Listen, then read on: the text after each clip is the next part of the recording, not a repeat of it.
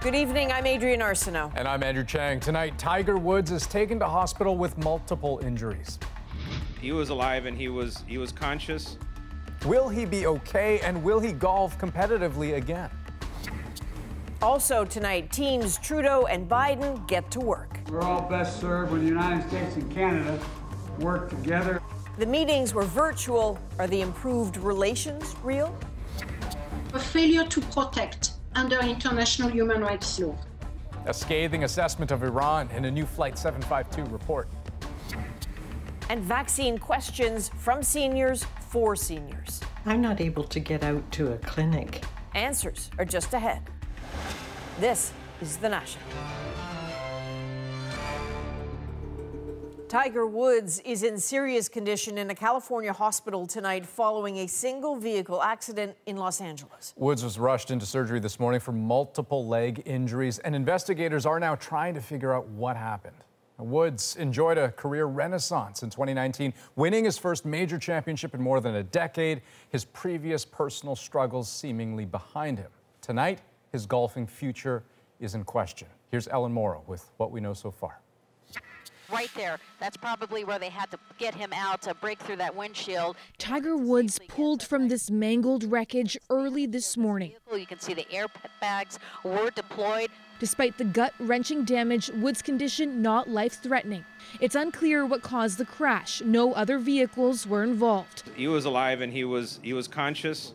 No evidence of impairment at this point in time. The crash, the injuries, just the latest adversity to face the golf superstar, still recovering from his 5th back surgery last month. I'm feeling fine. I'm a little bit stiff. On the weekend, Woods mused about a 2021 Masters comeback. Gotta hope so. I got to get there first. But here it is. That's exactly what the golf legend did 2 years ago. Woods winning the Masters in 2019 after another back surgery. You can never count him out. Canadian Sean Foley is Woods' former coach and longtime friend. His ability to deal with adversity, that's what the greats have, right? They're not more secure or confident than all of us, and that's why they stand the test of time.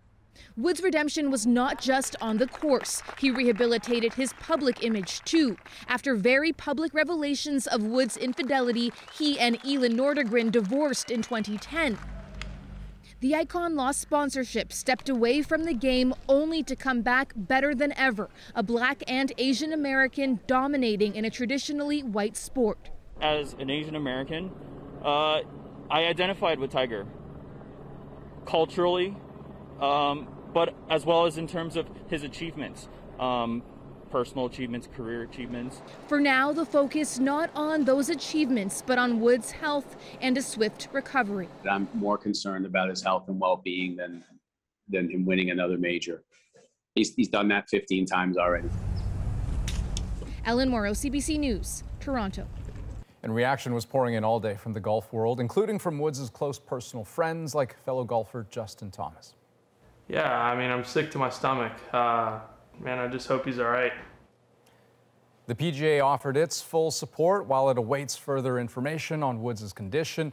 In an encouraging tweet, English golfer Justin Rose said, "We know how tough you are. We've seen it 100 times." And Jack Nicklaus, the man whose majors record Woods is chasing, said he was deeply concerned and offered heartfelt support. We're following another developing story tonight, a virtual bilateral meeting today between the Prime Minister and the U.S. President. Joe Biden's first since taking office, kicking off a relationship reset after 4 rocky years. We stand united to beat this pandemic and build a better tomorrow. The pandemic, the economy, the two Michaels, it all came up in conversation as the two laid out a path forward. David Cochran takes us through it. All right, take it away, Joe. The face masks and the flat screens show how different things are in the moment. We have a robust agenda today, and we're all best served when the United States and Canada work together and lead together. The tone and the agenda show how different things can be from now on. Thank you again for stepping up in such a big way on tackling climate change. U.S. leadership has been sorely missed over the past years. There's nothing subtle about that. The Trudeau government has been eager for the reset in Canada-U.S. relations Joe Biden presents. That reset started with a setback, the cancellation of the Keystone XL pipeline, and it's progressing through the uncertainty of Biden's Buy American policy. But there's a trust and goodwill that's been missing for 4 years. We're facing tough times, there's no doubt, but we're not facing them alone. Underscoring that point, Biden urging China to release Michael Kovrig and Michael Spavor. Human beings are not bartering chips. You know, we're going to work together until we get their safe return. The leaders spelled out broad plans for a coordinated agenda on security. We agreed to reestablish the Cross-Border Crime Forum and work together to modernize our approach to community safety. On the post-COVID recovery, to create good, well-paying jobs and help people who've been hardest hit get back on their feet. On climate change. And to align our policies and our goals and to achieve net zero emissions by 2050. Getting back to working with each other after years of working against each other. Merci, mon ami. Thank you, Justin. Au revoir. Bonsoir. Okay, so some really big ambitions there, David, but you know, how do they actually make this happen? Yeah, there's not a lot of clear specifics yet, Adrian, but what's come out of this is a high-level blueprint for cooperation, and the idea is to give clear direction to cabinet members on both sides of the border that these are the priorities and this is what is expected of you. And the importance of that was underscored by the large number of top people from both countries involved in this today. 25 people when you combine the leaders, their top cabinet members, and senior staff. And this is really just a starting point because, after all, Adrian, Joe Biden, he's only been president for a month. All right, David, thank you. You're welcome. Now, Biden was surely keeping his eye on the U.S. Senate as well, where hearings began into the riots by Trump supporters on Capitol Hill last month. As Stephen D'Souza explains, security and intelligence officials blamed each other for letting it happen. To anyone who watched, it was obvious. Those entrusted with protecting the U.S. Capitol on January 6th were woefully unprepared. Do you swear that the testimony... Today, at the first Senate hearing into what happened, 3 former law enforcement officials, all of whom resigned in the wake of the Capitol Hill riots, tried to explain why they were overwhelmed that day. These criminals came prepared for war. They claimed they had beefed up security, but blamed bad intelligence that failed to warn them about the seriousness of the threat. We properly planned for a mass demonstration with possible violence. What we got was a military-style coordinated assault on my officers and a violent takeover of the Capitol building. Senators heard today a key warning from an FBI field office about potential violence never reached senior leaders. The former officials, speaking publicly for the first time, pointed the finger at each other for the failure to activate the National Guard when the situation spiraled out of control. Everyone was very satisfied that we had a robust plan, security plan, that was consistent with the intelligence that we had at the time. Fingers were also pointed at the Pentagon. Claims that as Capitol and D.C. police pleaded for the National Guard, the Army responded with concerns about optics. I was just stunned that, I have officers that were out there literally fighting for their lives from the U.S. Department of the Army. Was no, we're not denying the request, but they were concerned. They did have concerns. So I was just stunned at that response. The former Capitol Police chief said intelligence agencies did not take the threat of white supremacists and extremists seriously enough, an issue that's sure to come up at the next hearing when Defense Department officials will be among those in the hot seat. Stephen D'Souza, CBC News, New York. The Chinese government has fired back at Ottawa a day after the House of Commons voted to declare China's treatment of Uighur Muslims a genocide. China's foreign ministry said the motion disregarded facts and common sense, calling it a blatant interference in China's internal affairs.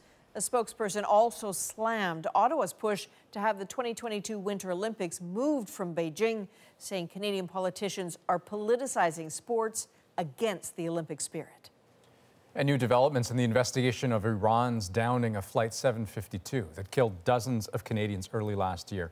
A UN special rapporteur on the subject of executions now accuses Iran of intentionally misleading the world about what really happened that night. Ashley Burke explains. The new investigation says the wrongdoing of the shootdown itself continued well after. The crash site looted, then bulldozed, families denied access, some harassed. The tragedy compounded with a cover-up designed to confuse and mislead. The reckless nature of the mistakes have led many, including myself, to question whether the downing of flight PS752 was intentional. She says Iran failed to respect the right to life of 176 people on board Flight 752. The failure to close Iran airspace, in my opinion, amounts to a failure to protect under international human rights law. 14 months ago, Iran kept commercial planes flying just hours after firing missiles at a U.S. base in Iraq. Retaliation for the U.S. killing of a top Iranian general. Iran later said a wing of its military mistook Flight 752 for a hostile target, and it only had 10 seconds to decide to fire. Today's findings suggest it would have had 45 seconds or more, and noted planes flying the same route earlier escaped attack, one of many contradictions laid out. The mere fact that she has decided to investigate the destruction of PS752 suggests that it was, if not intentional, at the very least foreseeable and preventable loss of human life. I think it's a turning point. Hamid Ismailian's wife and daughter died on the plane. He says victims' families are done waiting on Iran for answers and want Canada and the international community to take action. We are frustrated. We are still waiting for reactions. We want to see words turn to actions, and we are still waiting. We are here, we are alive, and we want to see the truth and justice one day. Okay, so Ashley, what does happen next? Well, Andrew, Calamara sent Iran a letter detailing questions she has. Now, if and when she gets a response, she can submit a final report to the UN Human Rights Council, which could potentially become evidence in future international legal proceedings. And that's what victims' families want, this to end up at the International Court of Justice. Canada has said it's open to that, but only if all other avenues fail first. And it plans to review this report carefully. Okay, we'll be watching. Ashley Burke, thank you very much. Thank you. Turning to COVID-19, we can so easily get lost in bad news about the pandemic, but there is some good news. COVID-19 deaths are a third of what they were a month ago, though still an average of 52 people a day. And if we want that decline to keep going, new cases need to keep dropping, but they aren't. Average daily cases in Canada have been flat now for about a week, and the thing is, that's still a lot of transmission. When the first wave bottomed out last summer, the country was seeing around 300 cases a day. Right now, it's about 10 times that. Canada's top doctor reminds us the dream of returning to normal, that is still just a dream for now. This period of time, as I said, this first quarter is going to be very difficult. First quarter 2021. Next quarter, more vaccines. You can't put an absolute date on one of these things, but having had everybody getting the vaccine, that is a massive step towards returning to a more normal life. It will be. The problem, of course, is that less than 3% of Canadians have received even a single dose of the vaccine. Now in Quebec, it's closer to 4%, and that province is now opening up vaccinations to anyone aged 85 or older, though it's less ambitious than had been expected. Hopefully, that 75 will be right behind that 85 as quickly as possible, but we need to trace the line somewhere. The plan to start in the Montreal area and extend to the rest of the province over the course of the next 2 weeks, with bookings opening Thursday. In Alberta, anyone 75 and older can book an appointment to get the shot starting tomorrow. The plan there is to get all Albertan seniors at least one dose by the end of March. Now, until most of the population is vaccinated, those who are immunized will be a lucky minority. Manitoba is among the provinces considering giving them vaccine passports. But as Cameron McIntosh explains, a passport for some could be a barrier for others. Next month, more needles should be going in more arms in Manitoba, but not at the pace of the U.S. and other countries. It's going to be very, very challenging to... So Manitoba's premier says the province will issue a card for use internationally to anyone who's vaccinated, while conceding it could cause problems locally. So there's a balance and we'll have to be very careful as we discuss and as we review this balance. The card is still being developed, and while it's intended to be used only outside of Manitoba, vaccination cards and so-called vaccine passports have become a contentious issue globally over fears of unintended consequences. The British and Canadian governments have both rejected the notion for fear it will be used locally to deny services to those who can't be vaccinated. Extreme measures that could have real divisive impacts on community and country.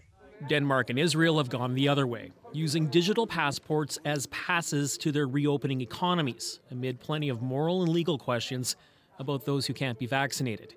Concerns shared by Canadian disability groups. I don't think people should be denied goods and services for the sheer fact of not carrying a passport that suggests that they've been vaccinated. Legal experts call it a very slippery slope.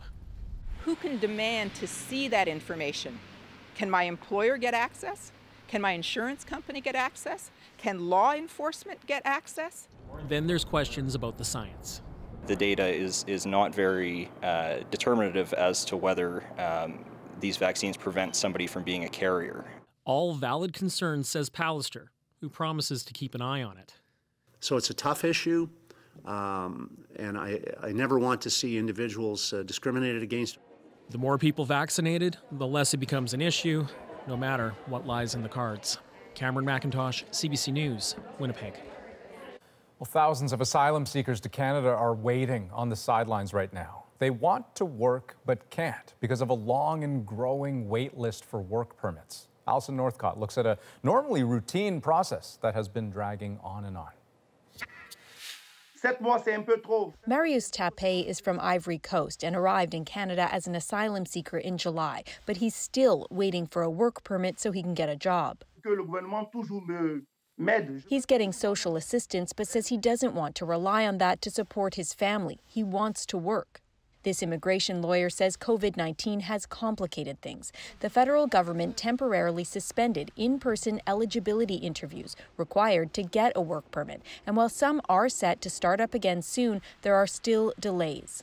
And these people are a bit in a limbo. They want to work, they want to get their claims processed, and they're unable to get an appointment with Immigration Canada. The Refugee Lawyers Association of Ontario is asking the federal government to temporarily allow refugee claimants to work without that meeting. A person is told, well, you're not allowed to work without a work permit, so without authorization to work. And at the same time, we're kind of asking them not to be a burden on society through social assistance, but it leaves them in a precarious situation. He says the fear is that some frustrated claimants could turn to under-the-table work instead. In a statement, a spokesperson for the immigration minister says they have resumed some in-person services and have begun holding virtual interviews for applicants, both of which will help clear the backlog. I don't think anybody gonna argue that COVID-19 sort of wrench into the whole plan. This lawyer says she's seen delays across the system for economic immigrants and spousal sponsorships too. It's just the heightened anxiety level for our client and not knowing what's going on. She says the issue needs to be resolved, especially with the government's new 3-year plan to bring in more than 1 million new immigrants. Alison Northcott, CBC News, Montreal. Should people who suffer from mental illness only be able to access medical help to end their lives? That is the question being debated urgently on Parliament Hill, a move the federal government is now ready to pursue. Catherine Cullen looks at the deep disagreements about whether it's the right course. We understand the seriousness of mental illness. The Justice Minister says the government was always going to tackle this complex issue. It wasn't part of the proposed law a year ago to let more Canadians get medical help to die, but some prodding from the Senate now means the Liberals are ready to extend their plans to Canadians suffering only from mental illness. It was always the case that mental illness was going to be considered. And it was always going to be the case that it was going to be taken seriously. Now, there's a time limit. The Liberal plan is that 2 years after the new law is passed, those with mental illness would then be able to get a doctor's help to die. In that time, an expert panel would be set up to recommend how to proceed, and Parliament would also form a committee to study this and other complex questions. The Liberals are now locked in a debate with Conservatives over whether this goes too far. This came as a shocking revelation given the difficulty people have in accessing mental health treatment across this country. The senator who called for the change in the first place says it's discrimination not to include the mentally ill. For those people who have lived for years, who've tried every form of treatment that they could find and that is tolerable to them and are still suffering intolerably, that's unethical to not respond to their needs. But opinions are sharply divided, including those who argue there needs to be better access to mental health care first. I think it's a dangerous step, but we have got to invest in the other options for the suffering to end before we invest in this one.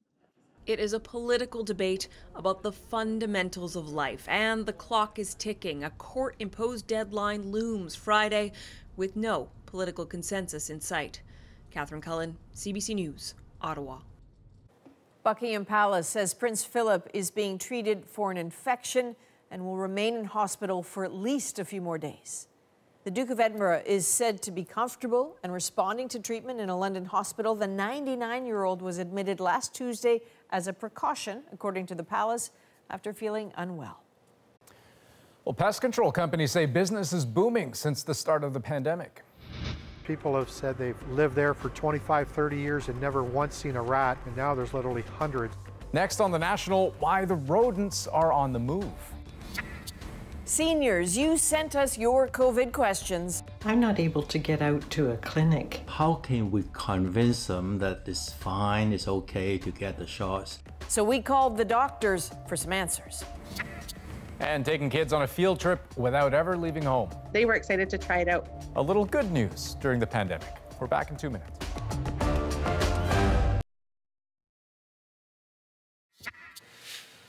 Welcome back. So many Canadians ended up out of work because of COVID. You might be surprised to know that business is booming for the pest control industry. Katie Nicholson shows us how the pandemic is prompting rats to roam. Telltale footprints in the snow. This is actually good right now. Apparently this lane had hundreds of rats.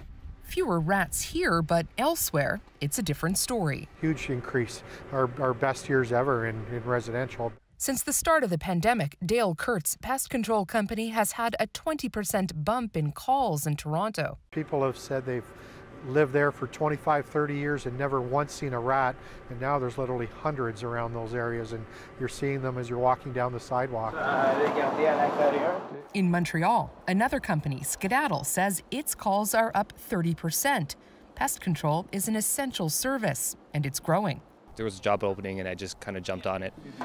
Claudio Siciliano lost his job in the restaurant industry. He says pest control isn't that big a leap. Reassuring people, making sure that they feel comfortable, that we're going to take care of them. The City of Montreal says overall complaints about rats are up 9.5%. In Vancouver, they're up 7%. Biologists say it's not necessarily because there are more rats, it's because they've switched up their turf. It would make intuitive sense that they would move from highly commercial areas with a lot of restaurant food waste as a food resource to more residential areas where people are hunkering down and preparing their own food. He says rooting them out after the pandemic won't be easy. And with spring coming, it's about to get worse. This is when all the babies are born, so our call volumes, are going to go up even further. Not just rats, other pest populations are poised to explode. Less traffic during lockdown meant less roadkill last year. There's going to be a real boom of wildlife population as well as rodents, mice and rats. Good news for him, costly for homeowners. Katie Nicholson, CBC News, Toronto. Well, there's something to look forward to. Next, we are taking your questions about seniors and COVID-19. How can we convince them that it's fine, it's okay to get the shots? I'm not able to get out to a clinic for this vaccination. The doctors give us their insight after the break. Plus, if I were grading it, I'd give it an F. Frustration from seniors south of the border who should be able to but can't get the vaccine. Was it too soon to offer it to so many people?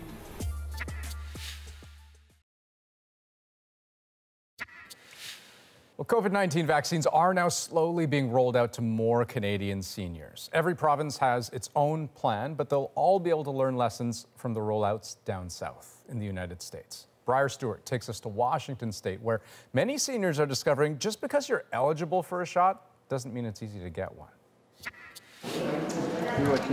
In Washington State, anyone over the age of 65 is eligible for a vaccine now. The problem is actually getting an appointment. If you're looking for really cool concert tickets and you want to go see Beyonce in the first row, you've got to be there like right on the second they open. It's kind of like that. Angela Rosman found that out the hard way when she tried to book appointments for her elderly relatives. On this website, the state government lists every single place where you can get a vaccine, but you have to click on each individual location to see if there's an appointment, and there's no guarantee that it will still be there by the time you hit submit. If I were grading it, I'd give it an F. That's Fran Goldman's assessment of the booking process. When she finally snagged an appointment, a snowstorm didn't hold her back. The 90-year-old walked 10 kilometers round trip to get the vaccine. Important to me to be able to see my family. I now have a date in 4 weeks to have dinner with my daughter who has already been vaccinated. But not everyone is as mobile or as tech savvy. If they're lucky, they know someone they can ask for help. I'm a dinosaur when it comes to technology, and as a result, he's our go-to person. And for Saskatchewan native Jim Mickleborough, that person is his son-in-law, a former manager at Microsoft. Even he found the process challenging. I worked at it pretty hard twice for about 2 or 3 days each time, and it's really a matter of being lucky to get an appointment. After the booking, he turned his attention to the system. He enlisted a friend to build a website that combines all the information and shows which places have spots available. 130 volunteers are helping out with the project. We would love to be put out of business, really. We want the Department of Health to take this over.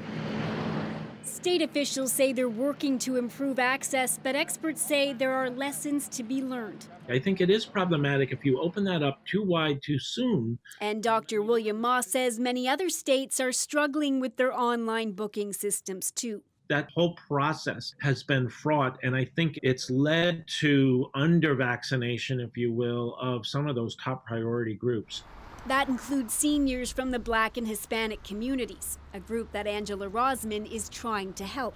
Happy to see that my Spanish is still good enough that I was able to get people appointments. After she got her relatives a vaccine appointment, she joined a Facebook group of volunteers putting their online skills to use. It's not just about getting the information out there so people can book, because if that's the case, it's going to be the younger folks, it's going to be the people that have advocates for them. And so what we're really trying to do is level the playing field.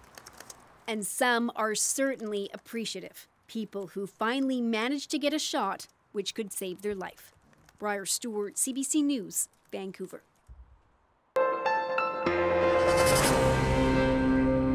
This week, we are receiving a total of 643,000 doses of Pfizer and Moderna vaccines, the largest shipment to date. And so, with more vaccines on the way for Canadians, many provinces and territories are planning to begin vaccinating seniors living independently in the community. Saskatchewan, Nova Scotia, and Prince Edward Island have already started. Alberta will be providing vaccines for seniors 75 and older starting tomorrow. And Ontario hopes to vaccinate people 80 and up in the coming weeks. So we heard from many seniors who had questions such as how these vaccines perform in older people, how they'll know it's their turn to get the shot. So to help us answer some of those questions, we're joined now by Dr. Samir Sinha, the Director of Geriatrics at Sinai Health System in Toronto, and Dr. Maria Chung, a geriatrician based in Vancouver. Thank you both for joining us. Let me start with you, Dr. Chung, if I may. You are a geriatrician who does visits with seniors in Vancouver, and I'm curious what concerns you about them right now. Yes, I spend 3 half days a week doing visits for homebound seniors who need geriatric consultation. And they have really taken a hit this year, physically, mentally, emotionally, and their caregivers as well. So 70% of care in the community is provided by family caregivers. So those are friends and family. And they have been quite overwhelmed by the care needs of their seniors who now cannot go out. The community centers are closed. The adult day centers are closed. A lot of them have dismissed their homemakers because they're afraid of COVID coming into the homes. And they're very, very, very distressed at this point in time. And I think that anything that can be done to help them, including the vaccine, I think will be very helpful. When it comes to the vaccines, we understand that some seniors may face challenges in getting them. We had this question sent to us. Have a listen. I'm not able to get out to a clinic for this vaccination, and I wonder if there's been discussion about the local health authorities being able to send a healthcare professional to the home to do a vaccination. So this is a question for British Columbia. So Dr. Chung, again, to you, if I may, is there a plan to make vaccines more accessible for seniors in BC?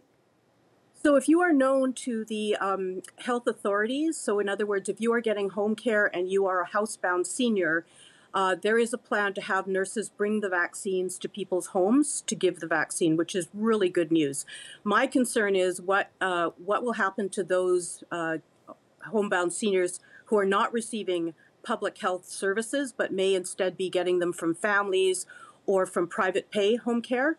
I'm not sure how they will be included in this, and I don't know how they're going to be able to find everybody, because obviously some seniors, if they're hearing impaired or they're not computer literate and are not on the internet, I don't know how they're going to reach out to them, because as you know, not all seniors have family physicians. Well, Dr. Sinha, let's talk about that, because there are seniors who may not, again, have access to the internet or be able to call to book an appointment to get a vaccine. In Ontario, what is the plan to reach those people? Well, right now in Ontario, they're looking at having the 34 public health units, create local strategies and plans. So we've heard about a website and a phone line that will be launched. But really, when it comes down to many seniors, many don't actually have primary care providers or are homebound and can't get out to a mass vaccination clinic or even to a local pharmacy. And so we're going to be using a same strategy that for those who are known to the home care programs, we usually will use paramedics and other professionals and community nurses to get into the homes to vaccinate them. And we're hoping to create similar systems for other people who are homebound, who wouldn't readily be able to access a vaccine, because the sooner we get the most seniors vaccinated, the better we're protected and the better we all are. Yeah, this is urgent. We've had a lot of questions about the safety of vaccines for older people. Here's one of those. Hello, my name is Kelly Ip. I live in Vancouver and I just turned 80. So I look forward to getting my shots within next month or two. But some of my friends who are in their 60s and 70s are a bit reluctant to do so. They worry about there may be side effects. So how can we convince them that it's fine, it's okay to get the shots? Dr. Sinha, how safe are these vaccines for seniors? The good news is these vaccines have now been tested and evaluated through Health Canada. They have very stringent standards. No methods were actually cut along the way to try and actually to fast track these vaccines. These vaccines have been found to be incredibly safe, and the great news is that now that most of the seniors in England, most of the seniors in Israel have been vaccinated, we found these to be incredibly safe.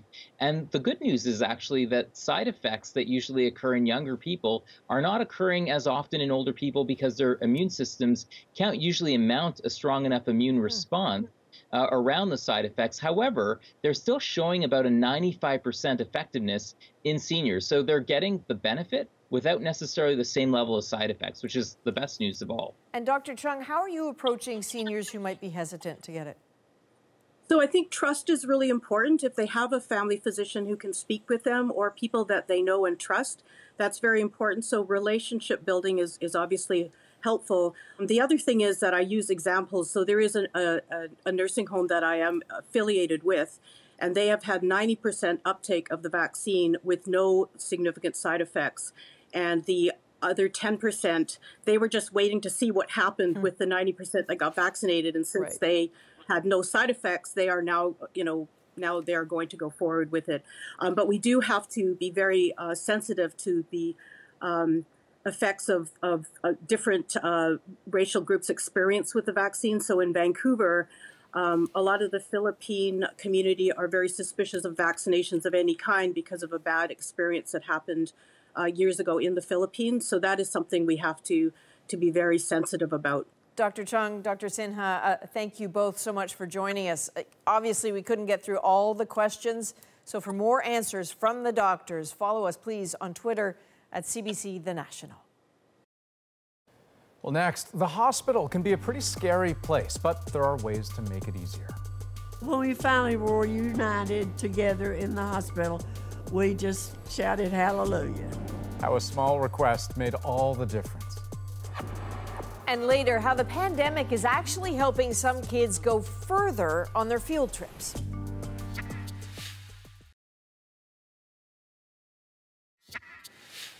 Welcome back. Over the past year, so many patients hospitalized with COVID-19 have been suffering alone with no family at their bedsides. But does it always have to be that way?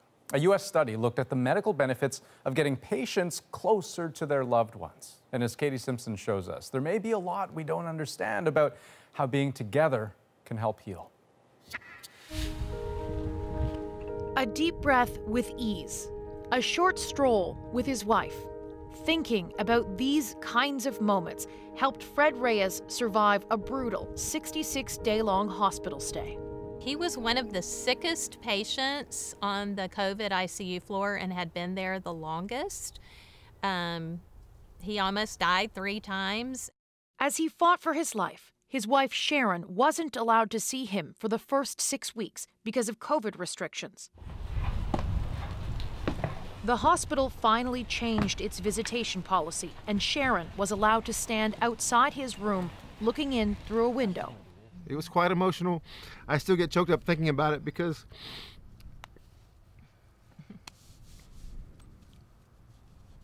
I felt privileged. I really did. And I still do. I feel blessed and privileged and just so grateful for having a second chance. Reyes says seeing his wife made his journey less confusing and credits her presence and later her touch with helping in his recovery. It was important to be brought back to reality daily. Virginia and Tom Stevens' COVID experience was traumatic at first. When the 88-year-olds had to be hospitalized, they were originally placed in separate rooms. I found my dad wandering the halls, and he was looking for my mom. Their medical team at Vanderbilt Hospital brought the couple together. They see it as the start of their long and slow recovery. When we finally were united together in the hospital, we just shouted hallelujah. I firmly believe that the family and the loved ones at the bedside are helping these people to physically heal.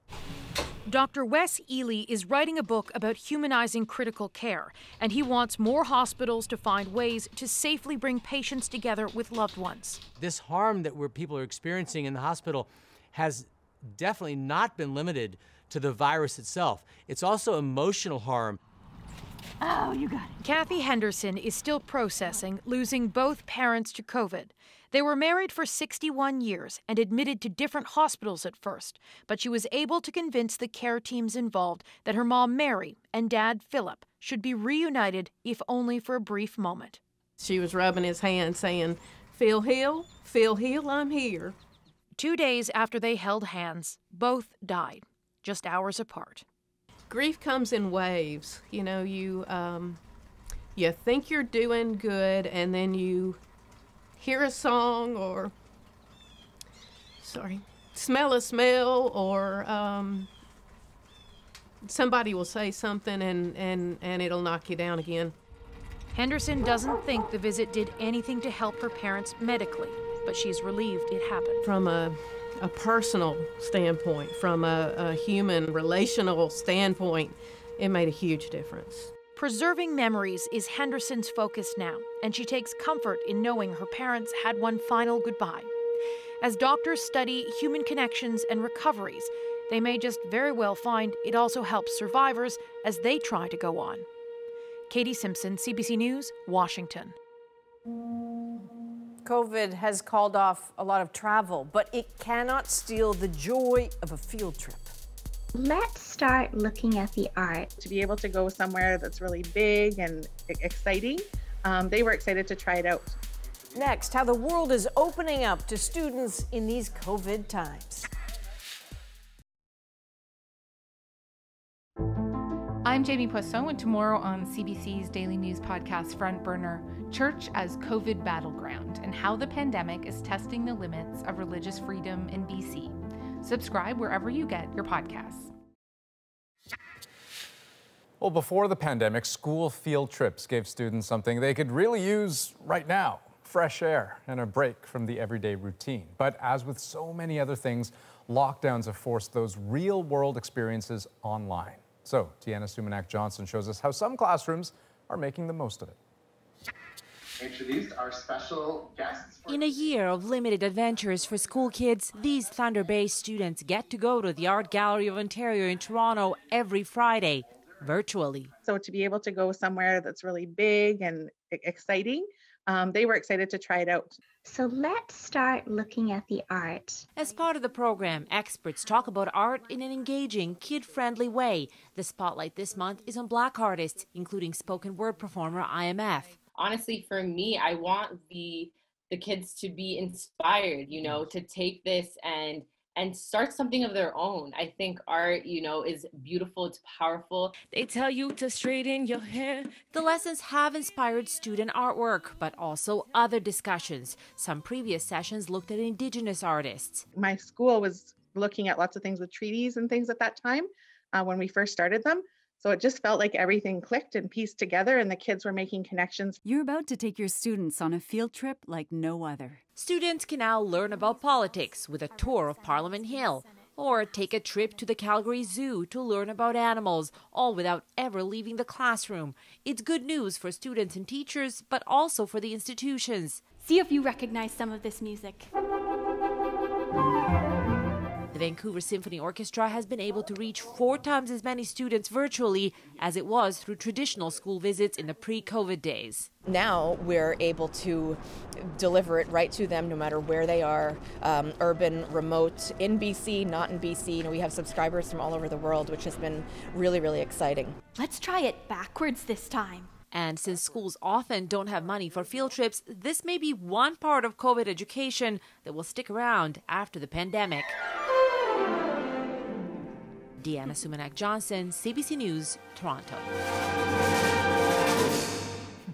Next on The National, some history behind a beloved spicy snack. Why Torontonians are celebrating Jamaican patties today. Our moment is next.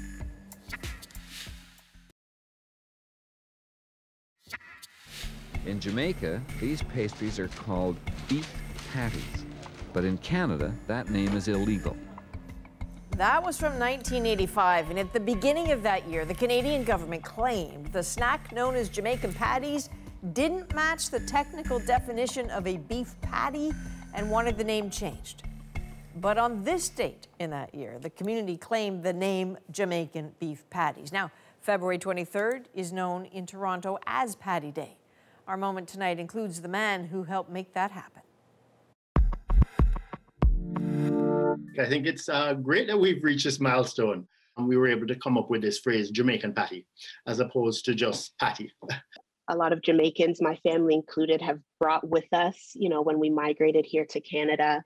Let me have 6 minutes, please. So it's important to recognize that in the history and what they are and what they taste and part of our identity and our culture. Currently in Toronto, we sell more patties in the GTA than any other city in North America. They're delicious and they're nutritious and they're quite affordable. We've been able to sell them at bowling alleys, at movie theaters, at convenience stores, at restaurants. When you go to the store, you see everybody is buying patties. There's jerk chicken patties, there's beef patties, there's chicken patties, there's veggie patties. I'm so glad it's widespread and people enjoy it and people understand the history and why we love it, and kind of reminds you of home when you eat it. Okay, so firstly, hungry. Secondly, Michael, who was in that back in the day in 1985, he was threatened with $5,000 worth of fines. Wow. He still has a shop in Kensington Market. Right. He is still selling them. Well, and especially in the context of a pandemic where you feel so much, right, for all of these local businesses that are just struggling to make ends meet. Any reason to celebrate and commemorate is surely welcome. That's The National for this February 23rd. Have a great night. Good night.